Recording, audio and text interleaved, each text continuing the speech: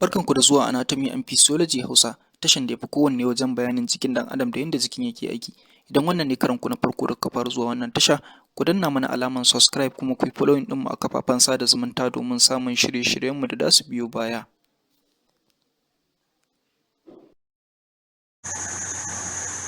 Barkanmu da warhaka. Karatunmu na yau da mu yi shi ne akan cell, kuma wannan darasin mun tsara shi ne akan tsarin karatun wa'innan ɗaliban, wato akan curriculum ɗin ɗaliban karatun da suke diploma, saboda ba faɗaɗa karatun da mu yi sosai ba.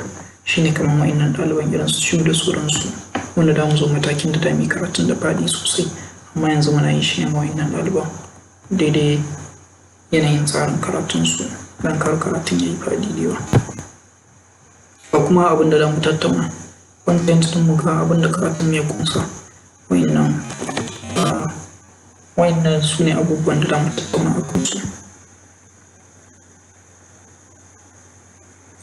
So, gabatarwa. Introduction. Cell is the structural and functional unit of an organism. Or cell is the basic unit of life. Cell shine mafi karamin mataki na yanayin tsarin halitta, ko kuma mafi karamin mataki wanda yanayin ayyukan jiki suke faruwa. Saboda duk wani gaba da zaka ɗauka a jikin mutum ko a jikin dabba, zaka samu wannan gaban cells ne suka haɗu suka tattaru suka bada shi. Shi yasa aka kira shi da suna structural unit. Kuma an kira cell ne da suna functional unit, wato mafi karamin mataki na gudanar da ayyuka, saboda duk wasu ayyukan da suke faruwa a jiki suna farawa ne daga mataki na cell, wato tantanin halitta kenan, kamar yadda muke gani a wasu shafuka ana rubuta sunan shi tantanin halitta. To amma dai za mu yi ta amfani da kalmar cell don dai kowa ya fahimci abin da muke nufi, saboda shi aka fi sabawa da shi. Components of cells. Me da menene cell ya kunsa, me da menene a cikin shi wanda yake yin wa'innan ayyuka da yake yi a jiki. So, cell has two major components. Ya kunshi abubuwa ne guda biyu, manya-manyan abubuwa ne guda biyu suka haɗu suka bada cell, wanda wa'innan abubuwan sun haɗa da cell membrane. Cell membrane shine shamakin ne da ya lulluɓe cell, ya rufe shi don ya raba shi da ruwan da yake waje da shi, don ya raba abin da cikin cell ya kunsa kuma abin da baya cikin cell. So, wannan shamakin da ya rufe cell gaba daya ana kiran shi da suna cell membrane. Sannan kuma akwai cytoplasm. Cytoplasm shine abin da yake can cikin cell din, yake cikin cell din, abubuwan da cell din ya kunsa a cikin shi shine to wannan space din shi ake kiran shi da suna cytoplasm. Inda abubuwan cikin cell suke shine ake kiran shi cytoplasm. Wato cikin cell shine cytoplasm, wajen shi kuma inda yake dauke da wannan dangane ko kuma wannan shamakin da ya rufe shi ake kiran shi da suna cell membrane. Menene cell membrane? So, cell membrane is the outer covering of the cell. The cell membrane is a double layer of double membrane which is a lipid bilayer. Wato cell membrane shine fata na waje wanda ya rufe cell, shine kamar fatan da ya rufe cell, ko kuma wani shamaki wanda ya rufe cell. Sannan kuma is a lipid bilayer, wato wani layer ne guda biyu wanda suka haɗu suka manne da juna, shine ake kira da suna lipid bilayer. Layer da Hausa da iya cewa kamar wani mataki na jera abu, kamar yadda anan wajen da ku gani kamar yadda anan da ku ga wasu abubuwa ne guda biyu aka jera su ga ɗaya anan wajen, ga ɗaya anan wajen. So, kowane mataki guda ɗaya da aka jera wannan a matsayin layer yake, wannan shi ma da aka jera shi a wannan shi ma da aka jera shi ma a matsayin layer yake. So, guda biyu suka haɗu suka bada cell membrane, wanda mu zo mu ji menene da menene shi ayyukan da wannan cell membrane yake yi. So, na farko dai yana da kyau kusan cewa cell membrane yana dauke da macromolecules ne, wato wasu manya-manyan sinadarai cell membrane yake dauke da su a cikin shi. su ne suka haɗu suka bada cell membrane. Cikin su akwai lipid. Lipid shine abin da yake kama da abin da yake da maiko haka, kuma a jikin kowane gutsire na wannan manya-manyan sinadarai na lipid din, akwai kowanne daga cikinsu yana ɗauke da kai da kuma bindi, yana ɗauke da head and tail kenan, kai da bindi. Shi wannan head ɗin shi ya ƙunshi phospholipid ne, phosphorus ne da kuma lipid suka ba da shi. Sannan kuma shi yana iya haɗuwa da ruwa, yana iya haɗuwa da abin da yake da ruwa, abin da yake iya haɗuwa da ruwa, ba abin da yake haɗuwa da maiko ba. Kamar yadda mun san cewa da maiko da ruwa ba sa iya haɗuwa waje ɗaya, to shi wannan kan yana iya haɗuwa da abin da yake da alaƙa da ruwa. Sannan kuma akwai tsakiyan wanda yake ɗauke da fatty acid, wanda mun san cewa fatty acid yana cikin gidan abubuwan da suke da alaƙa da lipid ne. So shi fatty acid din shi is hydrophobic. Hydro means water, hydro yana nufin ruwa, phobic kuma yana nufin ki, wato abin da baya son ruwa, abin da baya haɗuwa da ruwa kenan. Wato daga tsakiyan shi baya iya haɗuwa da ruwa, amma daga ta gefen shi yana iya haɗuwa da ruwa, saboda ai ma gefe na waje extracellular fluid ne a wajen, gefe na ciki kuma intracellular fluid ne a wajen. Haka kun gani tunda dai da ruwa ne a gefen, ya kasa mishi abin da yake da alaka da abin da yake iya haɗuwa da ruwa, amma daga tsakiyar da ke shi kuma ba ruwa bane a wajen, kuma baya bari abin da yake da ruwa ya wuce, sai zama da cewa abin da yake da maiko ne a wannan wajen. Na haka baya barin shi wannan daga tsakiyar kenan inda yake da alaka da lipid din, shi baya barin wani abu ya ratsa shi shige ta cikin shi, sai abin da ya zama cewa yake da maiko, kamar yadda anan wajen da muka ga shi nan wannan yalo wannan cholesterol ne. Cholesterol kuma yana daga cikin abin da suke cikin dangin lipid, wanda yake kokarin ya shige ta cikin wannan lipid bilayer din. So wannan shine bayani game da lipid din da suke jikin cell membrane. Sannan kuma akwai protein ma a cikin cell membrane. Protein nan sun kasu kashi gida biyu. Akwai integral protein ko kuma transmembrane protein, akwai peripheral protein ko kuma extrinsic protein. Integral protein ko kuma transmembrane protein su ne protein da suka ratsa duka kaurin cell membrane din, sun fara daga ta wajen shi har sai da suka shiga can cikin shi, shi suna ake kira da suna transmembrane protein ko integral protein. Wanda wayannan nau'in protein din misalin su akwai protein din da suke channel protein. Channel protein shine protein din da ke bada dama ma abin da yake da ruwa ya shige cikin shi. Akwai carrier protein shi ma yana bada dama ma abu mai ruwa ya shige cikin shi, amma shi sai abin ya mannu da protein din da kyau. Shi wannan ya zama cewa kamar wani hanya ne wanda abin da iya shigewa kawai kai tsaye ba tare da ma ya mannu da shi ba. Amma shi a carrier protein sai ya mannu da shi, wanda da mu zo mu ji bambanci tsakanin channel protein da carrier protein mun zo transport across cell membrane. Sannan kuma su daga cikin transmembrane protein din su protein ne wanda suka yi forming din cell junction ko kuma cell adhesion molecules, wato suna daga cikin protein din da suka zama na cewa kamar gam da suka hada cell da cell da juna, ko kuma suka hada cell da inda cell din yake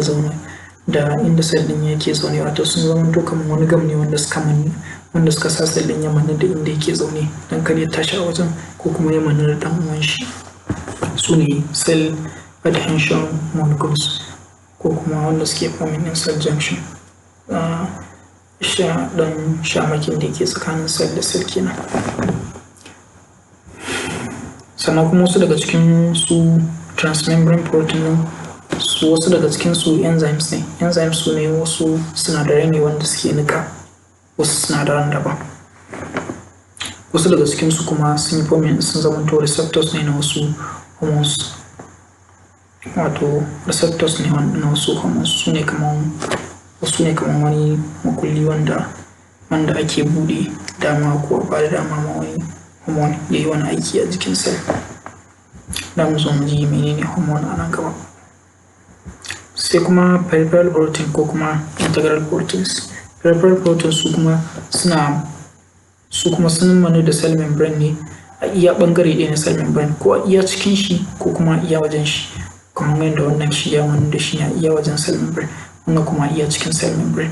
To amfanin shi peripheral protein, wasu daga cikin su amfanin su ne, wasu daga cikin su suna aiki ne kamar receptors, wasu daga cikin su suna aiki ne kamar carrier protein. Na yi bayanin carrier protein a baya, wanda da mu zo mu ƙara yin bayani akan shi mun zo transport across cell membrane. So wasu daga cikin su kuma suna aiki ne a matsayin enzymes. So wannan shine bayani akan protein da suke cikin cell membrane. Mun ji bayani akan lipid, sai kuma carbohydrate. Akwai kuma carbohydrate a cikin cell membrane, su ma suna daga cikin abin da suka taimaka wajen samar da yanayin tsarin halittar cell membrane, suna daga cikin abin da cell membrane ya kunsa a yanayin halittar shi.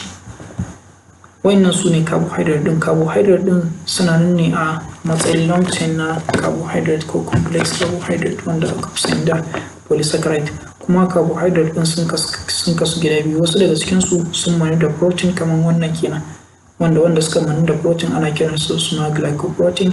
Wasu daga cikin su kuma sun manu da lipid ne kai tsaye, sun manu da lipid portion, wato bangaren lipid na jikin cell membrane, ana kiransu da suna glycolipids. Amfanin wayannan carbohydrate component din, wasu daga cikin suna aiki ne a matsayin enzymes. Enzymes kamar yadda na ce su ne wasu sinadarai wanda suke nika wasu sinadaran,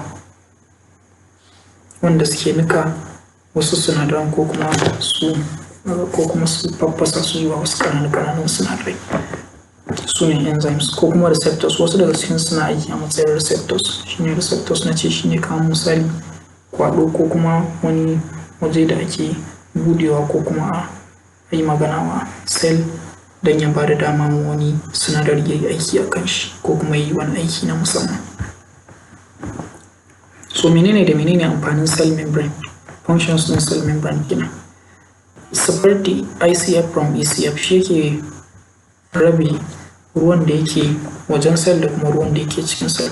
Domin da ba don akwai cell membrane a cikin cell ba, to da ruwan da yake wajen cell da kuma ruwan da yake cikin cell haɗuwa ko ina su ya zama da cewa abin da yake cikin cell da abin da yake wajen cell dukkan su za su iya haɗuwa ne su ba wasu waje ɗaya, ko da matsaloli kala-kala zai faru, ko kuma ya zama da cewa shi halitta ya gagara rayuwa a irin wannan yanayi. Protection, kun ga yana ba da kariya wa cell, domin abin da ya zama cewa guba ne ko kuma abin da yake iya cutarwa, cell membrane yakan hana shi damar da iya shiga cikin cell. Sai kuma selective permeability. Selective permeability shine cell membrane yana zaɓen wasu abubuwa su shiga cikin shi, wasu abubuwa kuma ya hana su shiga, wanda selective permeability da mu zo mu yi karin bayani a kan shi sosai idan mun zo transport across cell membrane, saboda shi ma wani karatu ne mai zaman kanshi. Sai kuma absorption. Absorption shine cell membrane yana ba da dama, shine yake tsotsan wasu sinadarai masu amfani, sinadarin da ya zama cewa yake da amfani ko kuma cell yake bukatan shi. So cell membrane shi yake tsotsan wannan sinadaran, kamar gases irin su oxygen da carbon dioxide, ko kuma sinadarai na abinci irin su glucose, su amino acid da sauransu. Duka cell membrane shi yake tsotsa ya shigar da shi cikin cell. Sai kuma excretion. Excretion shine ya zubar da abin da ya zama cewa bai da amfani. In har dai aka yi ayyukan da ake yin su a cikin cell, so sakamakon wayannan ayyukan wani lokaci akan yi produce na sinadarai marasa amfani. Abin da ya zama cewa ba shi da amfani a cikin cell membrane shi yake watso shi waje, shine excretion da cell membrane ke. Sannan kuma shaping the cell membrane yana taimakawa wajen samar da yanayin shape na cell, yanayin tsarin yadda cell da ya kasance. Wani cell din ka samu dogo ne, wani gajere ne, wani mai kaza ne ga shi da yanayi daban-daban dai. So cell membrane shine yake samar da wannan tsarin yanayin yadda cell da ya kasance, duk da ba shi kaɗai yake wannan aikin ba, ko kuma su organelle ɗin wanda da mu zo mu bayani daga baya. Sannan kuma cell division. Cell division shine rabewan cell, shine aihuwar da cell yake yi ko hayayyafan da cell yake yi. Shine in har dai cell ya tashi hayayyafa yakan rabe ne gida biyu. So in har ya tashi rabewa gida biyun nan, abubuwan da ya kunsa a cikin shi abubuwan da ya ƙunsa a cikin shi na cytoplasm kenan, wa'innan cell organelle ɗin nan da suke cikin shi, ko kuma abubuwan da ya ƙunsa a cikin shi za su rabu gida biyu, wasu su yi nan gefen, wasu su yi ɗaya gefen, domin a samar da cell guda biyu. Sai cell membrane shi kuma sai ya rabe gida biyu domin a samar da cell guda biyu. Wannan shine gudunmawar da cell membrane yake bayarwa har dai cell ya tashi haihuwa kenan, ko kuma ya tashi rabewa, wanda ake kira da cell division. Za mu zo mu yi ƙarin bayani akan shi daga baya. Cytoplasm. Cytoplasm shine cikin cell, wanda mun ce cikin cell ɗin nan yana ɗauke da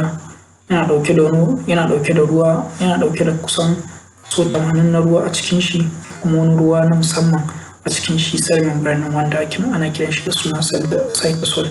Sannan kuma akwai cell organelle a cikin shi. Shine abubuwan da cytoplasm ya ƙunsa a cikin shi. Akwai ruwa, akwai kuma wani nau'in ruwa na musamman wanda ake kiran shi da suna cytosol. Sannan kuma akwai cell organelles a cikin shi. Organelle, dama a baya mun yi bayani akan menene organ. To ɗan ƙaramin organ shi ake kiran shi da suna organelle. So organelle ɗin nan suna nan da yawa a cikin cell. Za mu zo mu ɗauke su ɗaya bayan ɗaya domin mu yi ta bayani a kansu. Yanzu za mu fara daga nucleus. Nucleus organelle ne wanda ya zama cewa membrane guda biyu, shi ma double membrane ne suka yi covering ɗin shi, kamar yadda cell membrane ne shi ma double membrane ne covering ɗin shi. So nucleus, a jikin shi akwai wasu ƙananan huji ana kiransu da suna nuclei ko.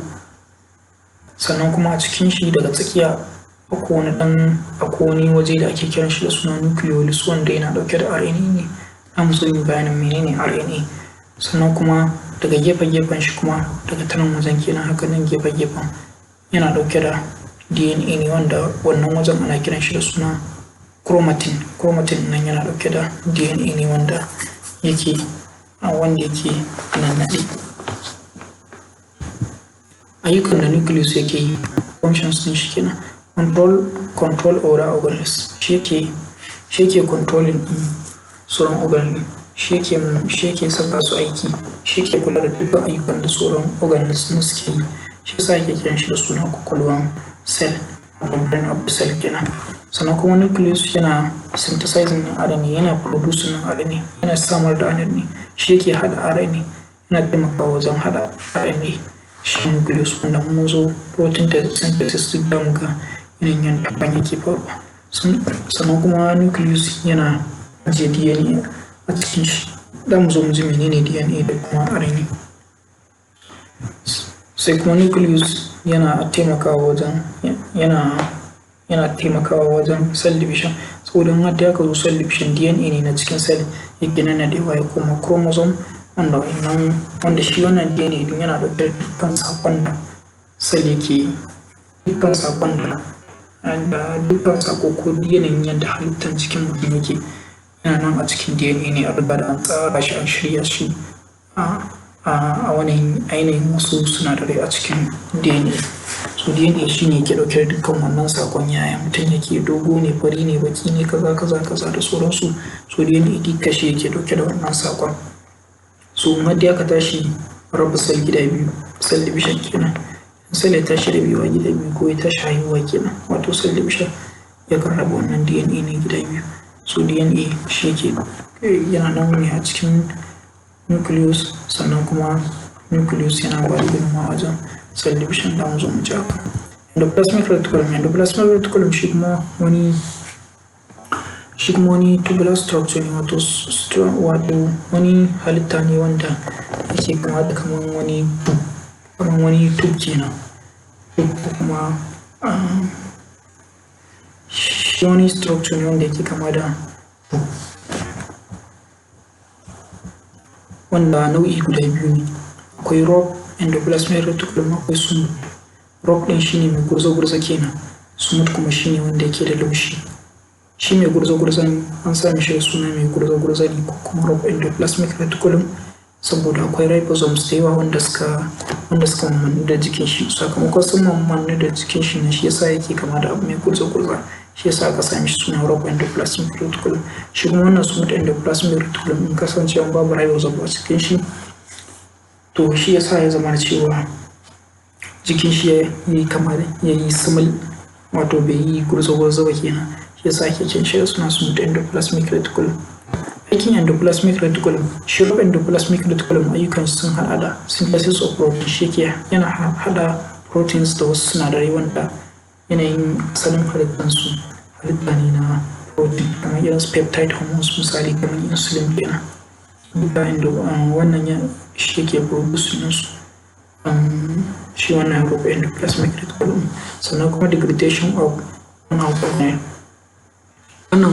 rough endoplasmic reticulum yana taimakawa wajen dagargaza organelle ɗin da ya zama da cewa ba shi da amfani sosai, wanda ya zama da cewa bari iya ci gaba da aiki ba ko kuma ba shi da amfani.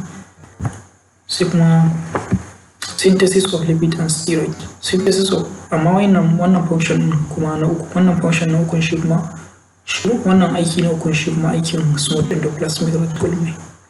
Aiki na uku da na hudu aikin smooth endoplasmic reticulum ne.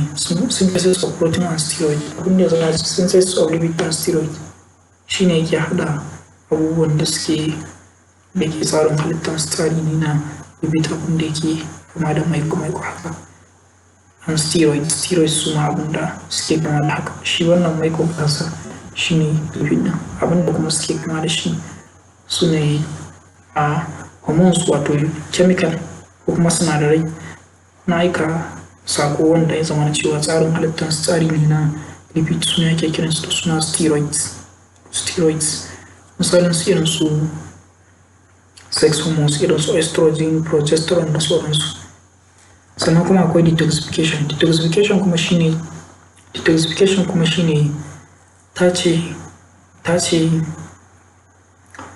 tace guba ko kuma wani abin da ko kuma sinadari mai cutarwa daga jiki, shine ake kiran shi da suna detoxification.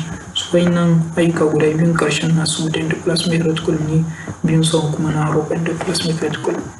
Sannan kuma sai akwai Golgi apparatus. Golgi apparatus shi ma organelle ne wanda ya zama cewa membrane guda biyu ne suka rufe shi, kamar yadda ya faru a ER endoplasmic reticulum kenan da kuma nucleus. Golgi apparatus aikin shi sun hada da processing and packaging of materials. Bayan an hada abubuwa, misali a ce idan an hada wani protein a cikin rough endoplasmic reticulum, kuma an hada wani lipid a smooth endoplasmic reticulum, so da aiko shi ne zuwa ga Golgi apparatus. Golgi apparatus kuma idan aka aiko mishi sai ya dauki wannan abin da aka hada din, sai ya dauki wannan abin ya yi processing din shi. Processing din shi shine sai ya duba shin akwai wani canji da a masa ko kuma wani gyara da a yi mishi, sai ya yi wannan gyaran ko kuma ya yi mishi wannan canjin. Sannan kuma sai ya yi packaging din shi, wato sai ya saka shi a cikin wani dan koko haka, shine vesicle, a cikin wani dan jaka haka, shine vesicle. Sai ya saka shi a cikin wani dan jaka, shine misali vesicle. Labeling and delivery of material, shine kowane jaka sai a sami shi suna, shine labeling. Delivery of material kuma sai a aika shi zuwa wajen da ya dace.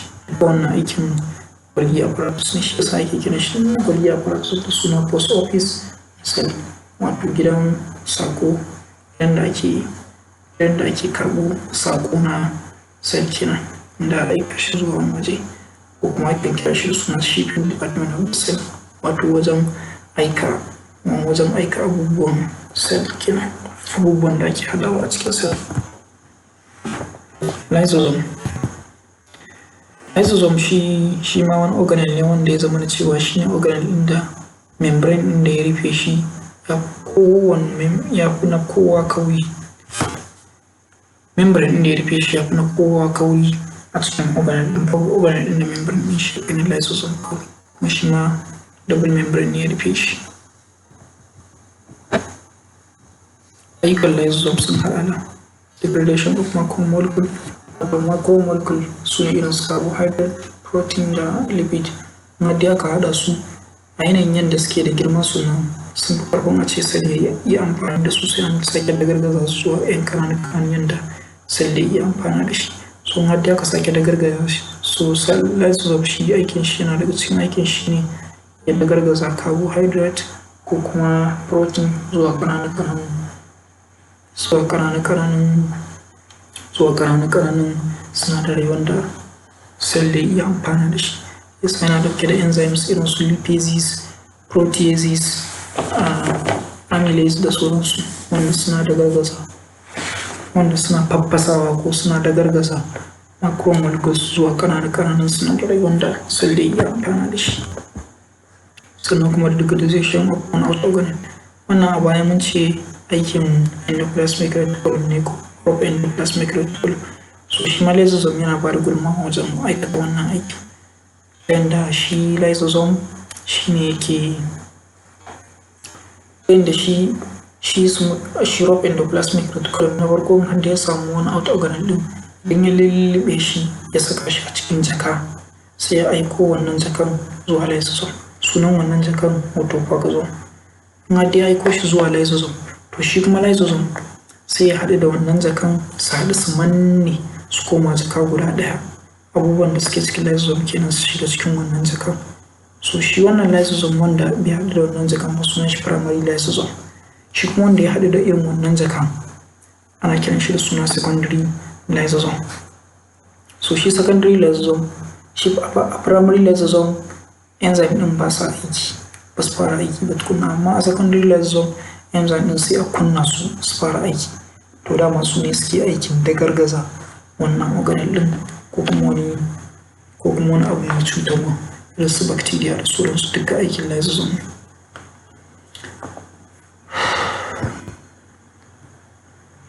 Sai kuma peroxisomes. Peroxisomes shi ma wani organelle ne wanda ya zama na cewa membrane guda biyu ne suka lullube shi. Peroxisome yana ɗan kama da lysosome sai dai kuma shi peroxisome shi enzymes ne, shi oxidative enzymes ne ba hydrolytic enzymes ba. Aikin peroxisomes ya haɗa da breakdown of fatty acid. Fatty acid peroxisome shi ke nika sosai sannan kuma da detoxification shi ma yana taimakawa wajen tace jiki ko kuma tace cell ko tace cikin cell daga guba. Shi yana tace wani guban da ke cikin cell. Sai mitochondria shi ma wani organelle ne wanda yake kama da kamar wake haka. Shape ɗin shi ya ɗan yi kama da shape ɗin wake kaɗan. Mitochondria shi ne kaɗai organelle ɗin da ya zama cewa yake ɗauke da DNA bayan nucleus. So bayan nucleus babu wani organelle ɗin da yake ɗauke da DNA sai dai mitochondria. Mitochondria shi ma double membrane ne ya rufe shi, wato membrane ɗin shi ma is a double membrane ya rufe shi. Yana daga cikin organelle ɗin da ya zama cewa suna da membrane wanda ya rufe su. Mitochondria ayyukan shi sun haɗa da is the powerhouse of the cell. Shi ke samar da lantarkin da ake amfani da shi a cikin cell, wato lantarkin da ake amfani da shi wajen gudanar da ayyukan da ake yi a cikin cell. To shi mitochondria shi yake samar da wannan, shi yake samar da ƙarfi ko kuma wuta ko kuma lantarki wanda ake amfani da shi wajen gudanar da ayyukan da ake yi a cikin cell. Sai kuma apoptosis shine cell suicide. Suicide shine mutum ya kashe kanshi. To shi ma cell wani lokacin har da ya gaza gudanar da ayyukan da yake yi sakamakon ya ji ciwo ko kuma wani abu mai cutarwa irin su bacteria ko virus ya zo shi ya lalata cell ɗin ya ɓata shi, so cell ya kuma gwamnati cewa gwamma ya kashe kanshi kawai tun da ba yi da amfani bai iya ci gaba da aiki ba, so cell ya kan kashe kanshi. To wannan kashe kanshin da yake yi shi ake kira da suna apoptosis. Akwai bambanci tsakanin apoptosis da necrosis. Apoptosis shi cell ɗin yana kashe kanshi ne ba tare da ya ɓata membrane ɗin shi ba, ta yadda abubuwan da suke cikin cell ɗin za su dagargaje su fashe sakamakon an buɗe lysosomes ɗin su fashe enzyme ɗin da suke cikin shi za su je su dagargaza komai da komai su lalata komai da komai, amma cell membrane ɗin bai buɗe ba. Ta haka shi cell ɗin ne kashe kanshi, shi kaɗai dai cutu, shi kaɗai dai mutu. Amma a necrosis kuma shi ma wani nau'i ne na yanayin yadda cell yake kashe kanshi. a necrosis shi cell membrane din yakan fashe, yakan yage ta yanda abubuwan da suke cikin cell din har da su iya shafan cell din da yake gefe, cell din da yake gefe ma da iya cutuwa da wannan abin kenan. Amma shi wannan apoptosis din shi cell din da suke gefe ba sa cutuwa da shi. Ko kuma ribosomes su ma wasu organelles ne, su ne organelles mafi kankanta a cikin cell, kuma su ma nau'i guda biyu ne, akwai bound ribosomes akwai free ribosomes. Bound abin da aka ce bound ana nufin abin da ya manne da wani abu shine bound. Bound ribosomes da suka manne da endoplasmic reticulum su ne ake kiran da suna bound ribosomes, wanda kuma suke yawo a cikin cytoplasm din kawai su ake kiran su da suna free ribosomes. So aikin ribosomes shine suna synthesizing din protein, suna taimakawa wajen hada protein, suna aikin su kenan, wanda zamu zo mu ji akan hadin bazo protein synthesis. Shi yasa ake kiran ribosomes da suna protein factories, wato kamfani na hada protein. Sai kuma akwai centrosomes su ma wasu organelle ne wanda suke wanda double membrane ya rufe su, wanda suna dauke da wasu tube da ake kiran shi da suna centrioles din nan kuma suna taimakawa ne wajen raba chromosomes gida biyu. Idan har da aka zo cell division in sai ya tashi rabewa gida biyu, aka raba chromosome da ya kosa gida biyu domin kowane cell shi ma ya samu daga cikin cell din da na haifa. So aikin su kenan, mun zo cell division da mu zo mu ji bayani haka aikin su shine cell division, suna taimakawa ne wajen cell division. Sai kuma cytoskeleton, kalmar cyto yana nufin cell, skeleton kuma yana nufin abin da ke bada shape, shi ake kiran shi da suna skeleton. So su cytoskeleton wasu igiyoyi ne, wasu zare ne haka, wasu abubuwa ne masu kama da zare da kuma wasu masu kama da tube a cikin cell, wanda su suke taimakawa wajen bada shape din cell da kuma yanayin yadda tsarin shi da ya kasance. So a baya dama mun ce cell membrane yana taimakawa wajen bada shape din cell, wato yanayin yadda tsarin cell da ya kasance. To wayannan su suke bada asalin tsarin, yadda suka fitar da asalin tsarin shi na cell membrane sai ya kwafi yin wannan tsarin ya bi yanayin tsarin yadda aka jejjera su don samar da yadda cell da ya kasance, shin ya kasance dogo ne ko guntu ne ko mai faɗi ne ko yaya ne ma dai ko ma dai yaya ne, su cytoskeleton su suke taimakawa wajen bayar da tsarin yadda da ya kasance. Sannan kuma cytoskeleton suna taimakawa wajen supporting in cell, domin da a ce babu cytoskeleton a cikin cell to da cell da ya rushe ne ya zama cewa ya rushe ne bari iya tsayuwa a cikin shi.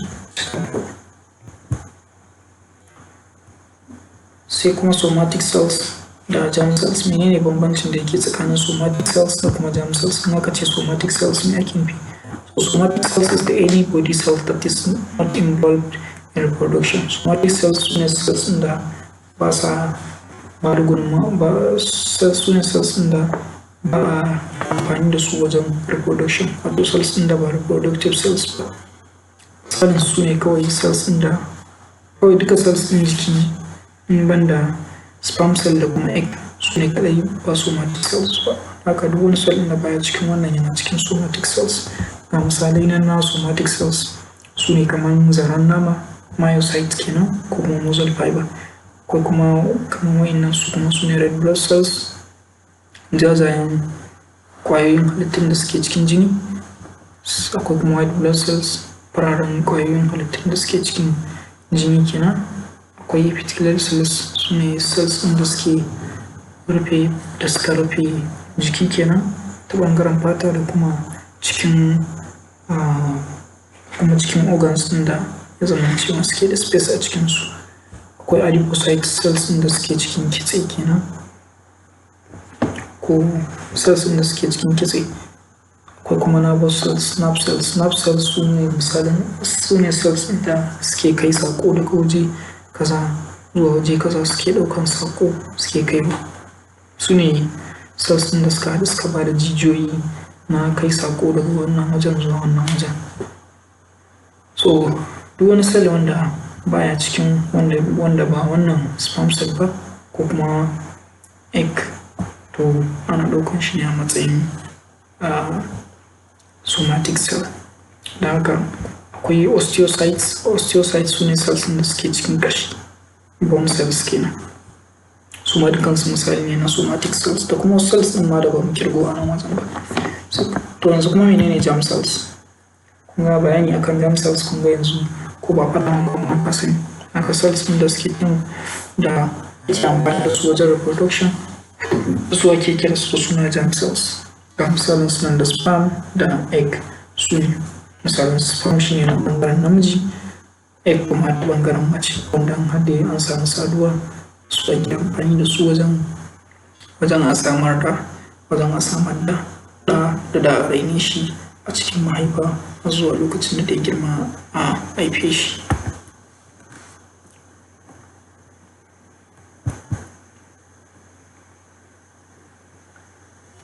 Bambancin da yake tsakanin DNA, RNA da kuma chromosome.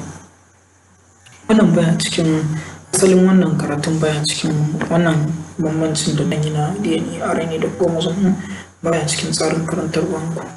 Kawai dai mun saka shi ne domin ya taimaka ma wajen fahimtar karatun dami a gaba bangaren mutation, cell division, kuma protein synthesis. Shi yasa muka saka. Na farko ribonucleic acid, wato RNA. Menene RNA?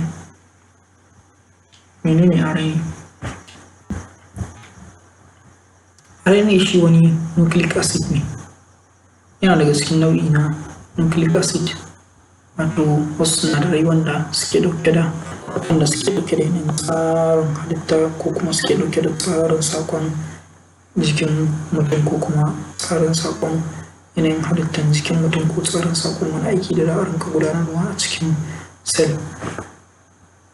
RNA shi yana da single strand ne, wato shi ba double ba ne, shi bai nannaɗe gida kaso biyu ba.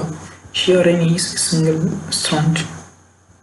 Sannan kuma yana ɗauke da nucleotides, nucleobases a jikin shi. Yana ɗauke da nitrogen bases a jikin shi, yana ɗauke da bases a jikin su shi ma, wanda ga sunan kamar haka. Akwai cytosine, guanine, adenine da uracil a jikin su. G yana nufin guanine, A for adenine, U kuma yana nufin uracil, C kuma yana nufin cytosine. Wannan ga sunan kowanne ga yanayin tsarin halittar shi na chemical kenan, chemical structure din shi. RNA kuma ana samun shi akwai shi a cikin nucleus of the cell, a nucleolus na cell a cikin nucleus of the cell. Nucleolus yana cikin nucleus ne, to a cikin wannan nucleolus din akwai RNA a cikin shi. Sannan kuma RNA ana produce ne shi a cikin nucleus. Sannan kuma RNA ana iya samun shi ma a cikin cytoplasm. Kuma RNA nau'i guda uku ne. Na farko akwai messenger RNA, shi ne RNA da ake produce ne shi ko ake haɗa shi a cikin nucleus sai a aiko shi waje. Akwai kuma transfer RNA. Transfer RNA kuma shi ne RNA da yake ɗauko amino acid ya zo ya karanta yanayin tsarin messenger RNA domin ya saka amino acid ɗin da ya dace da wannan tsarin. Sannan kuma akwai ribosomal RNA. Ribosomal RNA shi kuma yana cikin ribosome ne, shi ne wanda yake ribosomal RNA shi ne wanda yake abin nan, shi ne wanda yake jera amino acid domin ya tattara su ya haɗa su zama protein.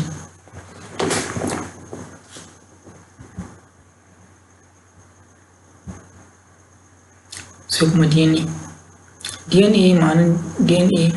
Ma'anan RNA shi ne ribonucleic acid.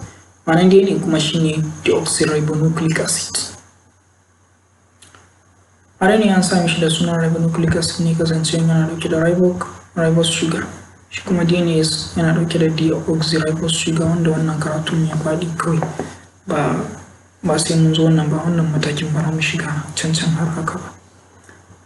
DNA a cikin shi yanayin tsarin shi is a double helical strand. Double helix shine wannan nannaɗewan, nan haka, nannaɗewa yanda abu da rinka yanda abu mai kama da zare haka da rinka sassaɓawa junan shaka, shine double helix. Double kuma shine ta bangare guda biyu, kun ga wannan shi ma ya nannaɗe, ga wani shi ma daga ta wani gefen haka ya nannaɗe, to shine double helix. So shi DNA yana da double helical structure. Sannan kuma kowane segment na DNA, kowane bangare, kowane gaba na DNA ana kiran shi da suna gene. Kowane gene yana ɗauke da sako ne na wani tsarin, yana ɗauke da sako ne na wani siffa a jiki. Akwai gene inda yana ɗauke da siffa, yanayin tsarin sakon siffa na kalan fata, wani na tsayin jiki, wani na tsayin hanci, wani na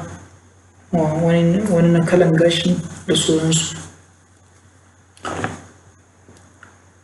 Wayannan sinadaran da suka bada cikin DNA sun hada da wayannan base pairs da suke cikin DNA gaskan haka. Akwai adenine, akwai thymine. So wannan thymine shine ya zama cewa wani bambanci da ke tsakanin DNA da RNA, ta yanda a cikin RNA muna da uracil ne a maimakon thymine.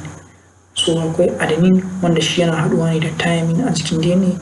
A cikin RNA kuma, ko da kasancewan RNA shi ba double helical structure bane, amma wani lokaci aka zo karanta code din shi akan nemo wani abu da su yi matching da, akan yi nemo wani base pair din da zai matching da kowane base pair a nan wajen. Shi yasa akan nemo wani base nitrogen base, su ne wa'innan sinadaran da nake ta magana a kansu, wa'innan kenan. To akan nemo wani nitrogen base ne wanda zai dace da kowane sinadari a nan wajen, kamar yadda nake nuna a nan wajen, wanda zai dace da kowane sinadari. To shi adenine a jikin DNA yana dacewa da thymine, amma a jikin RNA yana dacewa da uracil ne, da uracil suke haduwa. Shi kuma guanine yana haduwa da cytosine ne a jikin DNA, kamar yadda a jikin RNA shi ma yana haduwa da cytosine ne. Haka wajen thymine dai shi ne aka samu bambanci, ta yadda a jikin DNA akwai thymine, a jikin kuma RNA kuma akwai shi kuma uracil ne a jikin shi. Wanda har dai mun zo bayanin protein synthesis da kuga yadda wannan bayan da ya amfani sosai. Sannan kuma shi DNA muke ta magana a kan shi. DNA shi ke haɗuwa yake nannaɗewa a cikin wani protein da ake kiransu da suna histones. Shi ke nannaɗewa a cikin wannan protein da ake kiransu da suna histones. In ya nannaɗe a jikin shi, yake kewaye shi ya nannaɗe a jikin shi har ya sake ƙara nannaɗewa sosai ya ba da wannan halittar da ake kiran shi da suna chromosome. Shi da yake ba da wannan halitta mai suna chromosome. Haka a jikin DNA, kowane segment na DNA kan yadda muka yi bayani, kowane gaba na DNA daga nan zuwa nan gaba ne mai zaman kanshi, daga nan zuwa nan shi wani gaba ne, daga nan zuwa nan shi wani gaba ne. Kowane gaba ana kiran shi da suna gene. Haka wannan gaban su suka haɗu da haka wannan gaban su kuma still akwai su a jikinsu, har wa yau dai akwai su a jikin chromosome su ma, wanda mun zo karatu na genetics da mu daɗa yin bayani sosai a kansu. So DNA dai shi yake haɗuwa yake nannaɗewa ya koma ya zama chromosome. In har dai da a yi cell division, karan manta an zo cell division sai ya haɗe ya zama chromosome. Ana gama cell division kuma sai ya warware ya dawo yanayin tsarin halittar shi na DNA.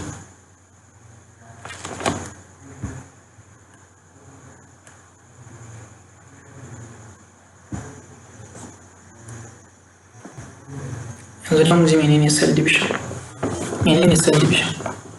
So cell division shine haihuwa na cell ko kuma rabewa na cell zuwa wasu 'ya'yan cell.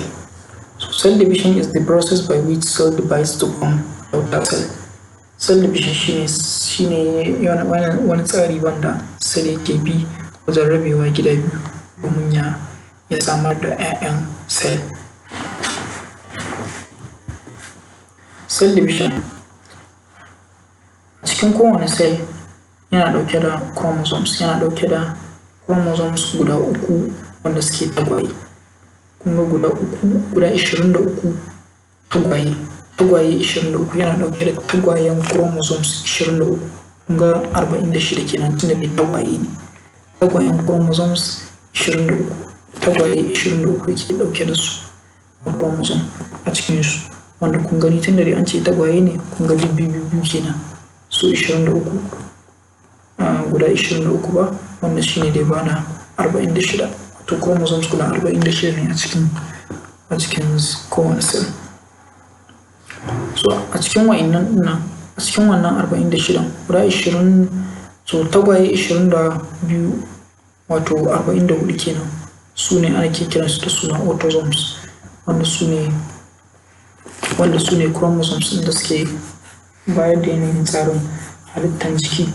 Akwai kuma guda ɗaya wanda ana kiran shi da suna, akwai kuma tagwaye guda ɗaya wato biyu kenan, tsilli biyu kenan, tagwaye ɗaya wato tsilli biyu kenan, wanda su kuma su ne suke ɗauke da saƙon da yake bambance tsakanin namiji da kuma mace, wanda cikin wa'innan chromosomes din a cikin mata akwai X and X chromosomes, a cikin maza kuma akwai X and Y chromosomes.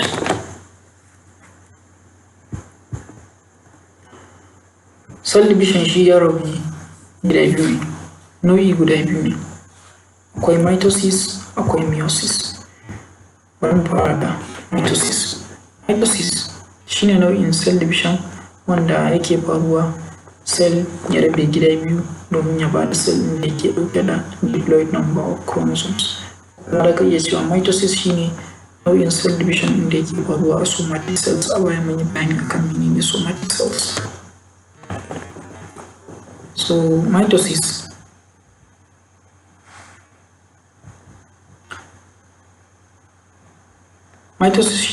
shine nau'in cell division ɗin da yake faruwa a somatic cells, ko kuma ka ce mitosis shine nau'in cell division ɗin da yake faruwa wanda cell da ya rabe gida biyu domin ya bada 'ya'yan cell guda biyu wanda suke da diploid number of chromosome.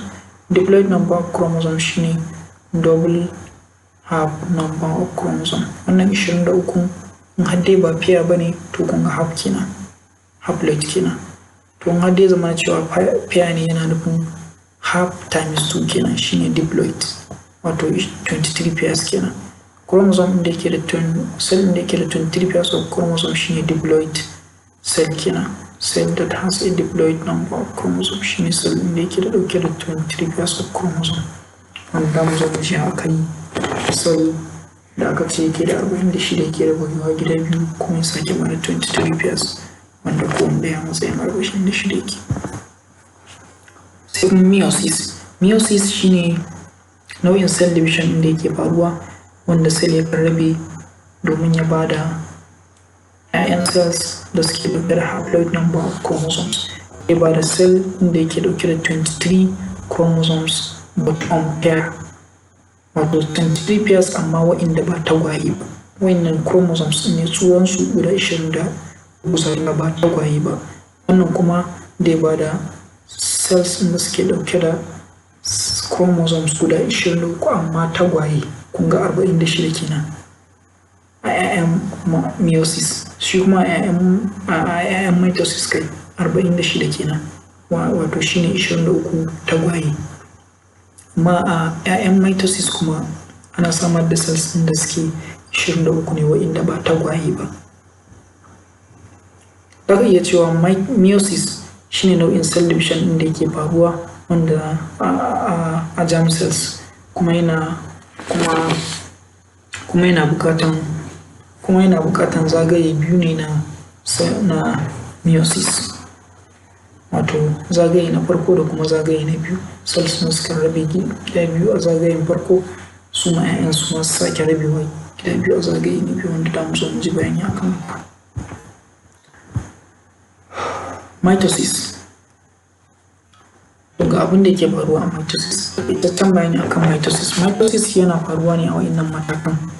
Farko akwai mataki na prophase, akwai metaphase, akwai anaphase, akwai telophase, wanda yana haɗa da cytokinesis. Bari mu fara da prophase mu ji me ke faruwa a cikin shi. Prophase shi wannan DNA da muka yi bayani akan shi ɗazu, shi ke nannaɗewa ya koma chromosome.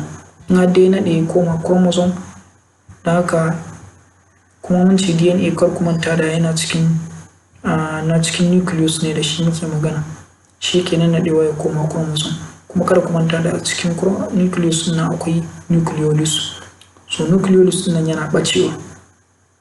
Sannan kuma nuclear envelope ko kuma nuclear membrane, wato wannan shamaki ko kuma fatan da ya rufe nucleus yana ɓacewa shi ma. Kun ga nucleolus ya ɓace, wannan nuclear envelope ko nuclear membrane shi ma dai ɓace, kuma DNA dai nannaɗe ya koma chromosome.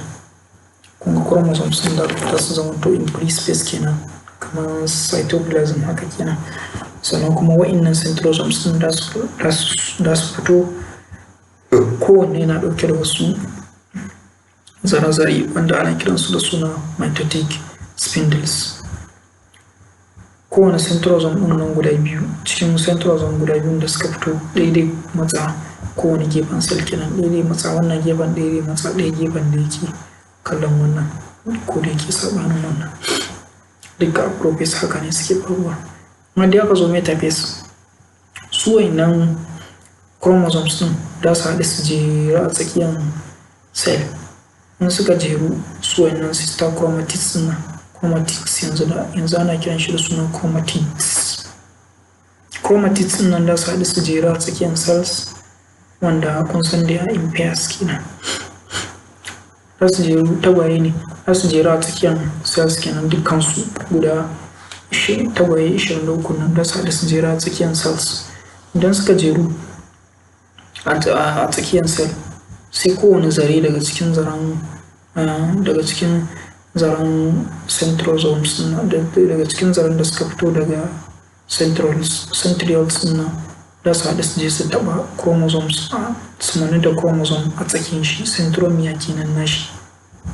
Wayannan za su yi haka daga ta wannan ɓangaren, wayannan su ma daga ta wannan ɓangaren za su manu kenan. Sai na kowane ɓangare sai ya ja, sai a raba chromosomes ɗin kenan gida biyu. Shine abin da yake faruwa a anaphase. So a metaphase, su wa'innan da su tafi, su wa'innan zaren da su haɗu su je su taɓa chromosomes ɗin su manu da chromosomes ɗin a tsakiya, bayan chromosomes ɗin sun jeru a tsakiyar cell. Shine abin da yake faruwa a metaphase. A anaphase kuma kowanne daga cikin zaren nan da ya ja chromosomes ɗin a raba shi gida biyu. Kowanne kenan sai a raba shi gida biyu, sai ya zama cewa rabin chromosomes ɗin da aka tara yana rabin cell, yana rabin shi yana wannan ɓangaren, rabin shi kuma yana ɗaya ɓangaren. Sai ya zama cewa bayan an gama anaphase akwai group guda biyu, akwai kaso na chromosomes guda biyu a cikin cell. Wannan yana wannan ɓangaren, wannan shi ma yana wannan ɓangaren, wanda hakan yana faruwa ne a wannan stage ɗin da ake kiran shi, a wannan matakin da ake kiran shi da suna telophase. Bayan sun rabe gida biyun nan, sai chromosome ɗin ya warware ya koma yanayin tsarin shi na DNA, nucleolus ya fito, shi ma nuclear membrane ya dawo, sai wannan mitotic spindles ɗin wa'innan zare-zaren kenan sai su ɓace. Shine abin da ke faruwa a telophase.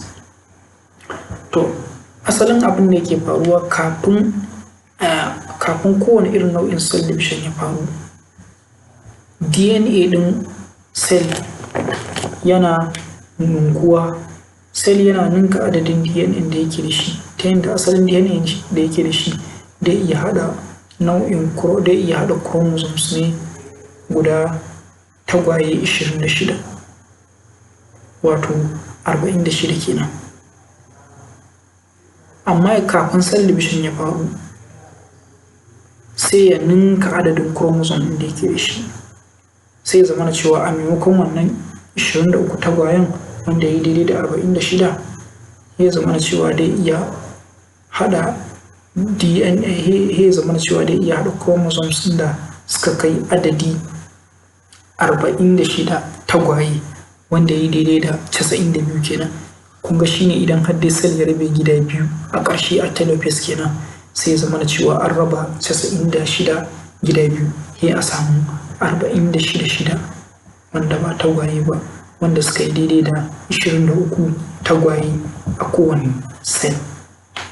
Wato a ƙarshen ta kenan dai zama cewa kowane ɗa daga cikin wa'innan 'ya'yan cell ɗin da aka haifa ɗin guda biyu, kowanne yana da chromosome guda 23 tagwaye. Alsa dai an fahimci.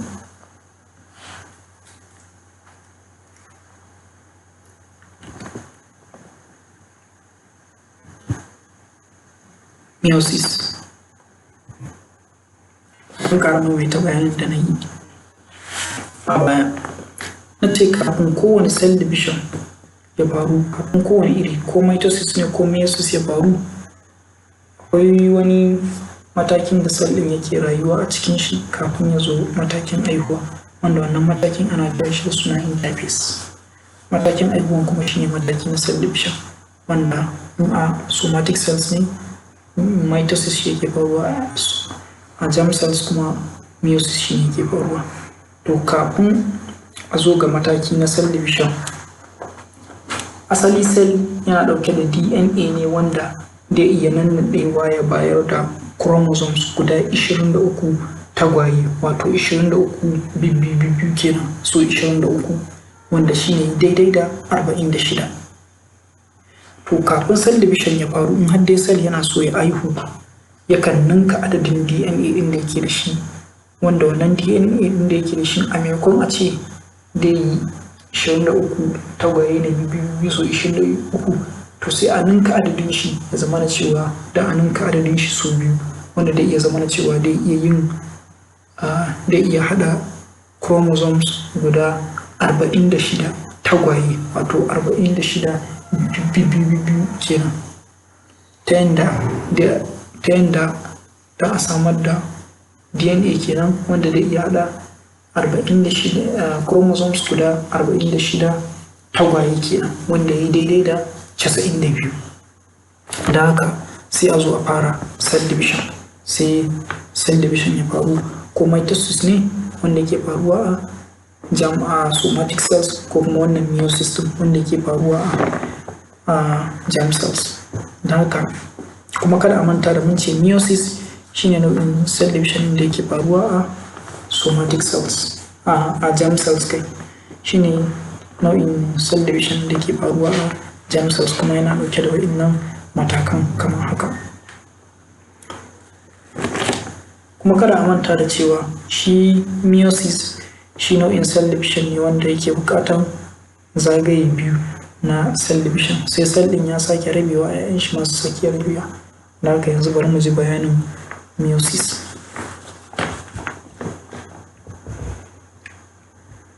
So a matakin farko, prophase kenan, prophase 1, shi ma DNA da yake cikin shi kan nan da ya koma chromosomes sun kasance suna da yawa a cakuɗa suke. Chromosomes sun kasancewa suna da yawa a cakuɗa suke sosai. Nuclear membrane da ya ɓace, nuclear envelope shi ma da ya ɓace, centrosomes za su fito, wanda kowanne yana da mitotic spindles da suke jikin shi, su ne wa'innan zare-zaren kenan. Sai kuma metaphase. A metaphase, chromosomes ɗin da su jeru, idan suka jeru, kowane chromosomes dai dubi ɗan uwan shi su ɗan yi musanyen yanayin tsarin halittar su ɗan yi musanyen wani gutsuran jikin su kenan, dai zama cewa wannan chromosome ɗin yana da gutsuran kasan ɗan uwan shi, shi ma wannan ya gutsura jikin shi ya ba wa ɗan uwan shi kenan, ta yanda wannan abun yana faruwa ne, wanda wannan abun shi ne ake kiran shi da suna independent assortment, wanda kowane chromosomes akwai yiwuwan ya zama da cewa shi cell ɗin ya ɗauki yanayin siffa ko kuma yanayin tsarin halitta da yake jikin kowane irin nau'in chromosome kenan.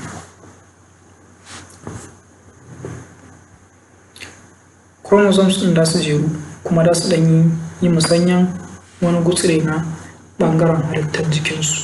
Su chromosomes ɗin kenan wa'innan chromatids ɗin. Sai kuma anaphase. To bayan wannan abin ya faru, su mitotic spindle ɗin suna zuwa cikin chromosome ɗin su taɓa shi a jikin ko kuma su manu da centromere na shi. A anaphase kuma sai a raba chromosomes ɗin gida biyu. Wannan yayi rabi, wannan ɓangaren, wannan yayi wannan ɓangaren, wannan yayi wannan ɓangaren. Amma kada mu manta da cewa chromosomes ɗin kowanne yana ɗauke da wani kaso na halittar ɗan uwan shi a jikin shi.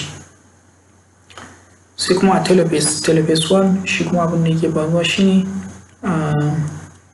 su wa'innan chromosomes ɗin da aka raba su gida biyu wanda kowane kaso, kowane jama'a na chromosomes suna ɓangare ɗaya na jikin cells. Sai a raba abubuwan da cells ɗin ya ƙunsa, wannan cell organelles ɗin a raba su gida biyu, wa'innan su yi wannan ɓangaren, wa'innan su yi wannan ɓangaren. Shi ma cell membrane ɗin ya rabe gida biyu domin a samar da cell, wanda wannan rabewa cell membrane zuwa cell guda biyu shi yake kiran shi da suna cytokinesis. Wannan mitosis 1 kenan wanda mun gama da shi. Sai kuma a meiosis 1 kenan wanda mun gama da shi. Yanzu kuma muna meiosis 2. A meiosis 2 abin da yake faruwa shine cells ɗin su ake cells ɗin da aka haifa ɗin bayan an haifi cells guda biyu masu diploid number of chromosomes. Yanzu a nan wajen wa'innan cells ɗin da aka haifa ɗin su DNA ɗin su bare sake ninkuwa ba. Cell ɗin bare sake ninka adadin DNA ɗin da yake da shi ba. A haka yanda yake da DNA da yake ɗauke da 23 pair of chromosome, wato chromosome guda 23 tagwaye wanda ya daidai da 46 kenan kowane ɗaya, haka yake ɗauke da shi. Haka a nan wajen bara a sake ninka adadin DNA ɗin da dai haɗa wa'innan chromosomes ɗin ba. A haka yanda suke wa'innan 23 tagwaye ɗin wanda ya daidai da 46 haka da a yi amfani da shi ba tare da a sake ninkawa ba. Saɓanin abin da ya faru a baya, wanda a baya sai da aka ninka kafin ma aka zo aka yi subdivision ɗin don a samar da 46 guda biyu wanda ya daidai da 23 tagwaye kenan. Yanzu a prophase 2 abin da ke faruwa shine wannan DNA ɗin cell ɗin zai sake nannaɗewa ya koma chromosome, nucleolus zai ɓace, nuclear membrane nuclear envelope shi ma ya ɓace, sannan kuma sai mitotic spindle su masu fito. A metaphase 2 sai chromosomes ɗin su jera a tsakiyar cell, in suka jera a tsakiyar cell mitotic spindle shi kuma dai tafiya je ya samu wa'innan chromosomes ɗin ya manu da su a centromere ɗinsu.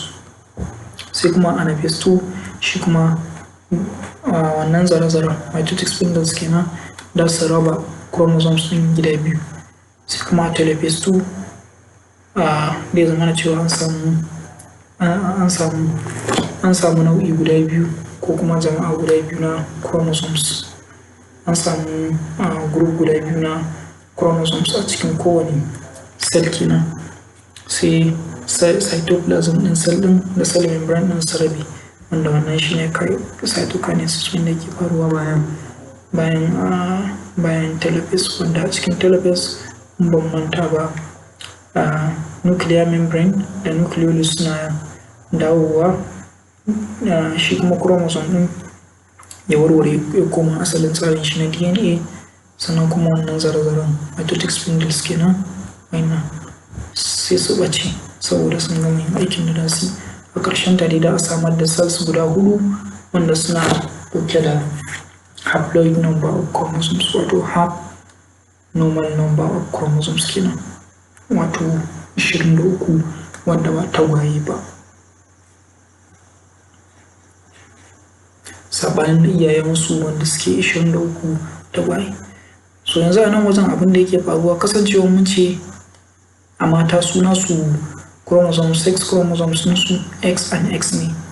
Da haka 'ya'ya guda hudun da a haifa ɗin kowanne dai zama na cewa yana da 22 chromosomes plus X chromosome, kowanne haka, wannan haka, wannan haka, wannan haka, wannan haka. Amma a jikin maza kasancewa suna da X and Y chromosome ne, zai zama na cewa guda biyu suna da 22 chromosome, kowane ɗaya a cikin guda biyun da ya zama cewa yana da 22 plus X chromosome, wannan biyun kuma da ya zama cewa suna da 22 plus Y chromosome. Haka abin da ya kasance kenan a jikin maza, saɓanin jikin mata wanda su kuma nasu duka iri ɗaya ne.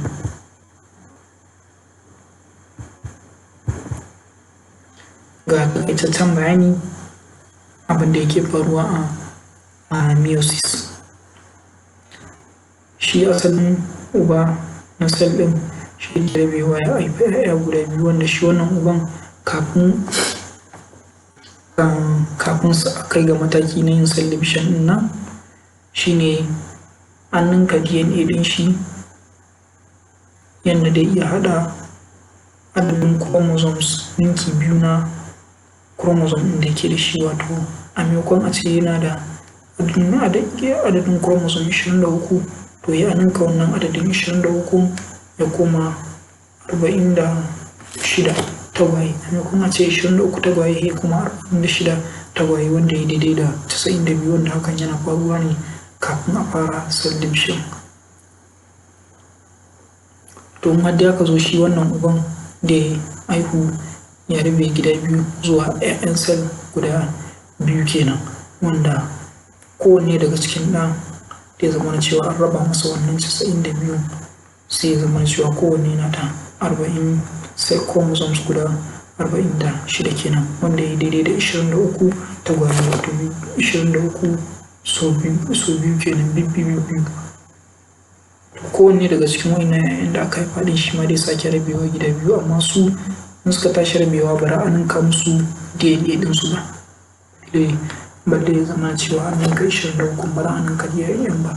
Haka yanayin yadda yake shi da a yi amfani da shi ya sake haɗa wannan chromosomes ɗin 23 tagwaye, sai a rabe su gida biyu sai su koma 23 wa'inda ba tagwaye ba. Kowanne dai a haifi cells guda biyu wanda yake ɗauke da chromosomes, wanda kowane cell yana ɗauke da rabin adadin chromosome ɗin da mamman cell yake amfani da shi kenan, yake ɗauke da shi kenan, wanda shi ne 23 wanda ba tagwaye ba kenan, 23 cicif kenan, saɓanin na uwan shi wanda yake 23 tagwaye. Wanda a jikin maza da a sami cells da suke da 22 plus X, 22 chromosomes plus X chromosome, cells guda biyu da ya zama cewa haka chromosome ɗin sai yake kenan. Cells guda biyu kuma da ya zama cewa 22 chromosomes plus Y chromosome. A cikin mata kuma gaba ɗayan su kowanne da ya zama cewa na da 22 chromosomes plus X chromosome.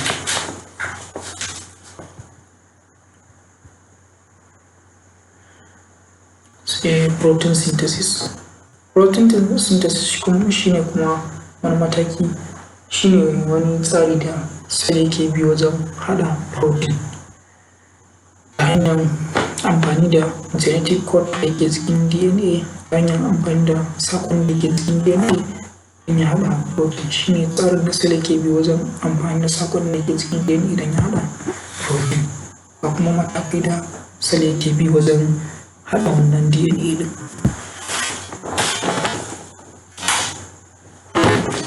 Farko akwai transcription, DNA transcription. DNA transcription shine a ɗauki wani kaso na, a ɗauki wani gaba na DNA, ko kuma a ɗauki wani kaso na DNA. Shine a ɗauki wani DNA, kaso na DNA a raba shi gida biyu domin a kwafi saƙon da ke jikin shi zuwa messenger RNA. Mataki na biyu kuma shine translation, RNA translation. Shine a ɗauki wannan RNA ɗin nan, saƙon da aka kwafa wanda ya koma messenger RNA ɗin nan, shine a kwafi wannan saƙon a fassara shi zuwa amino acids. Shine a ɗauki wannan saƙon, a dubi wannan saƙon da yake jikin shi, kowane saƙon da yake jikin shi a rinka fassara shi zuwa wani nau'i na amino acids wanda ya dace da wannan saƙon. Wanda su kuma amino acids su ne 'yan ƙananan sinadaran da suka haɗu suka bada protein. Bari mu ji wannan bayanin, bari mu ji fassarar wannan bayanin ta hanyar amfani da zane wanda zai taimaka muku wajen ku fahimci abin da ku faɗa. yanzu a nan wajen muna cikin cell ne, gashi nan wajen cikin cytoplasm, nan kuma cikin nucleus na cell, ko da kasancewa shi ma nucleus din yana cikin cytoplasm ne. Nan cikin nucleus ne, nan kuma cytoplasm na cell. A cikin nucleus muka ce akwai DNA. Shi DNA din nan da yake cikin nucleus shi yake samun wani kaso na shi, wani kaso na DNA din. Akwai wani enzyme shine wani sinadari, wani sinadari wanda yake nika wani nau'in sinadari, ko kuma ya raba wani nau'in sinadari, ko kuma ya canza wani nau'in sinadari, ko kuma ya taimaka wajen canjawa ko kuma sarrafa wani nau'in sinadari da sauri. Shi ake kiran shi da suna enzyme. Sinadarin da yake da wannan aikin shi ake kiran shi da suna enzyme. To wani enzyme ne mai suna RNA polymerase, shi yake zuwa ya samu daidai ƙarshen DNA wanda ake so a yi wannan aikin da shi, aikin transcription nan da shi. Idan ya je ya samu ƙarshen shi sai ya raba shi gida biyu. Amma mun ce muku DNA yana da double helical structure ne gaba ɗaya, yanayin tsarin shi haka yake, irin wannan tsarin ne haka masu yawa. To sai ya raba shi gida biyu domin a samar da 2 strand na DNA. Idan har aka samu ɓangare ɗaya daga cikinsu, to a wannan ɓangare ɗayan sai ya zo ya dubi wani irin saƙo ne aka rubuta a jiki. Misali a ce nan adenine ne, gaba kuma guanine, gaba thymine, gaba cytosine, gaba adenine, gaba adenine, gaba kuma guanine, gaba thymine, gaba kuma cytosine, gaba cytosine, gaba guanine, gaba thymine. To sai ya zo shi sai ya kwafi wannan, sai ya canja wannan nau'in saƙon zuwa saƙon RNA.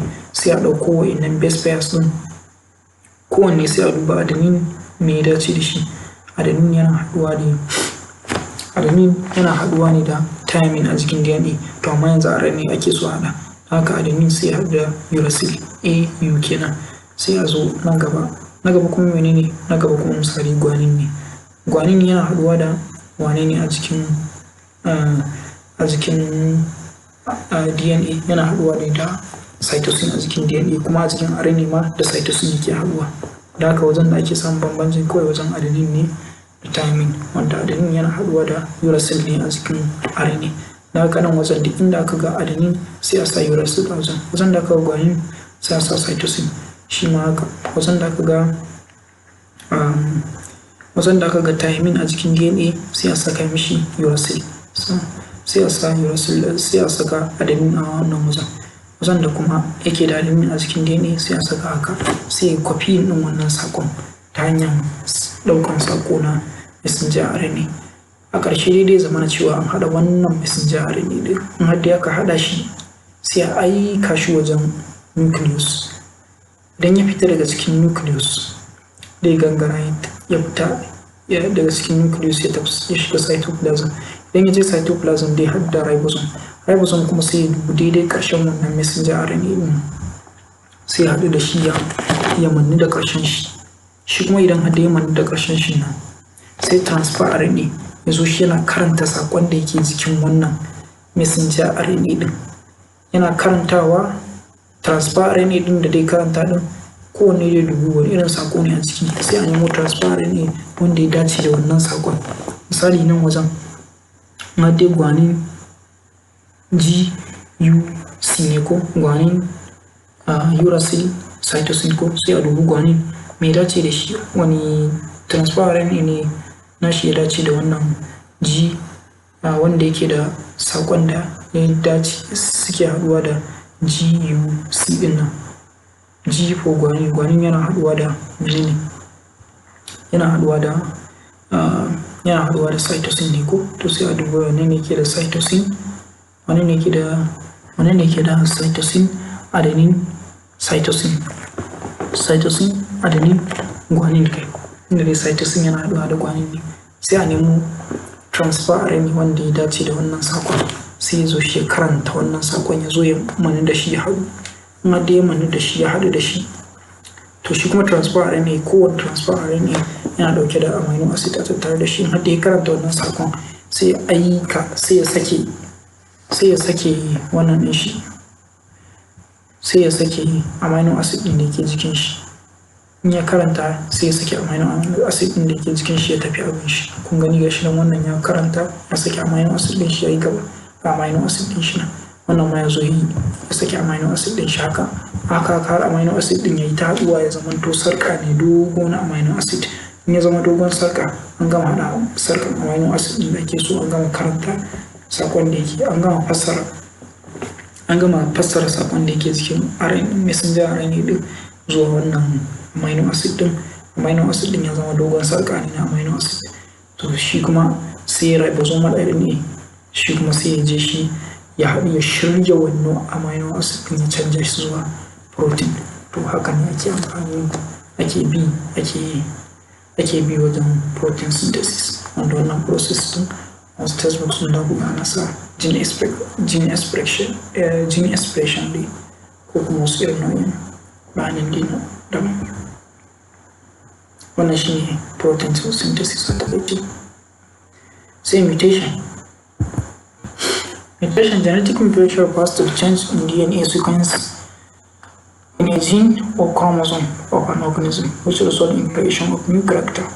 Mutation is inheritable. Mutation shine canji a yanayin tsari na jeran sakon da yake cikin DNA. Kamar yadda mun faɗa cewa nan adenine ne yake haɗuwa da yake haɗuwa da thymine ko. Misali har da aka samu matsala, wani illa ta samu DNA har ya zama cewa adenine nan ba shi haɗa thymine ba, ya je haɗa guanine ne ko abu makamancin haka, kuma ya je haɗa cytosine ne ko abu makamancin haka. To wannan DNA din, wannan bangaren DNA din ya zama cewa yana da matsala kenan, yana da illa, saboda yanayin yadda aka jera su nan suna dauke da wannan sako ne na musamman. Domin kowane gaba a cikin DNA yana dauke da wani sako ne da yake dauke da sako ne wanda da a fassara shi zuwa wani siffa na musamman a jiki, a gangan jiki. Misali wannan da iya cewa yana dauke da sakon yanayin kalan fata, wannan yana dauke da sakon kalan ido, wannan yana dauke da sakon tsayin jiki, wannan yana dauke da sakon fadin jiki, wannan yana dauke da sakon kaza haka dai daban-daban, sako nau'i daban-daban a jiki. Kuma kowane wannan gaba a cikin DNA ana kiran shi da sunan gene. To kowane gene yana dauke da wani sako ne na musamman. To kuma da aka samu canji a wannan sakon, ainihin asalin yadda wannan tsarin wannan sinadaran da suke dauke da wannan tsarin sakon suke, ana samun canji a cikin shi, babu shakka wannan sakon ba iya isar da shi yadda ya kamata ba, dole ya samar da wani cuta ko wani matsala ainihin jiki. To abinda shi mutation dai da iya gadon shi, mutation da ake iya gadon shi ne wanda idan ya faru a jikin germ cells, saboda germ cells da su ake haɗuwa ake samar da shi jariri kenan ko har a haihu. Amma hadi a somatic cells ne shi ba a gadon shi. Mutation dai iya faruwa haka kawai ma mutation dai iya faruwa. Wani lokaci mutation din yana da irin yana shan amfani, mun zo genetics ta mai bayani mai faɗi sosai. Amma wani lokaci akwai wasu yanayin tsare-tsare ko kuma yanayin da mutum yake zaune a cikin shi da iya samun wasu abubuwa wanda ba su iya jawo mutation. Abin da yake iya jawo mutation ana kiran shi da sunan mutagen, kuma misalan su ne irin su x-ray, ultraviolet rays, irin su hasken rana kenan, sai ko kuma wasu chemical irin su lead, heavy metals na irin su lead za su iya jawo mutation.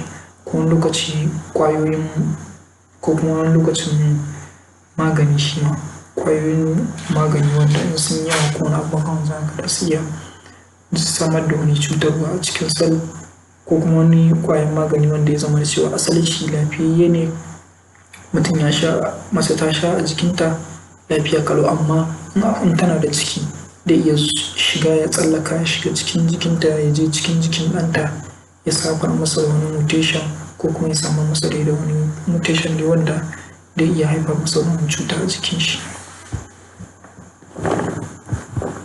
Su cells da suka samu mutation a jiki ana mafi yawanci akan tsaya binciko su ne a ga musu a dagargaza su ko a lalata su da gwargwadon yanayin mutation. Amma wani lokaci kuma immune cells ne, cells da suke samar da garkuwa na jiki sukan yi dagargaza su, wani lokaci kuma cells da kansu sukan kashe kansu da kansu. Shi ne abin da ke faruwa a cells da suka samu mutation. Wannan shi ne ƙarshen bayanan da dami a cikin wannan abu. Ga inda muka samu wa'innan duk bayanai da su duk yadda muka yi ta yi din nan. Mun gode sosai da kuka ba da lokacin ku kuka kalli wannan shiri da muka shiryo.